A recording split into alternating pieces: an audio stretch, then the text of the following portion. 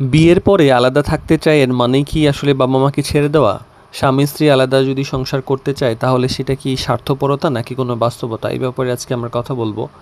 তা আসলে আলাদা থাকতে চাওয়া মানে নিজের কোনো সমস্যা বা এরকম কিছু না। আবার যৌথ পরিবার নিয়ে যে থাকাও কোনো সমস্যা এমনও না।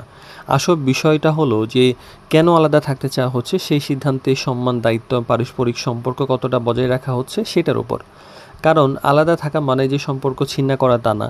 একসাথে থাকাও যে সবসময় শান্তির নিশ্চয়তা তা না। বিভিন্ন কারণে মানুষ আলাদা থাকতে পারে, বিভিন্ন কারণে মানুষ একসঙ্গে থাকতে পারে।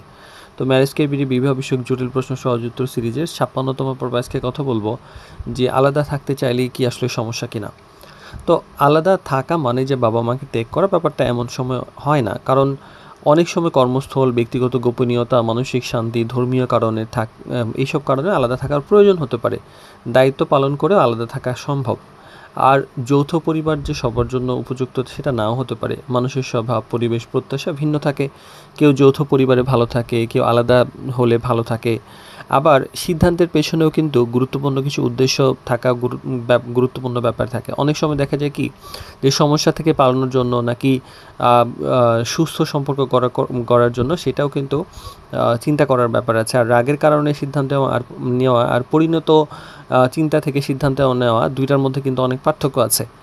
আর পরিবারের প্রতি দায়িত্ব ভুলে যাওয়া কিন্তু ঠিক না। আলাদা থাকা আর দায়িত্বহীন হওয়া ২ টা এক জিনিস না।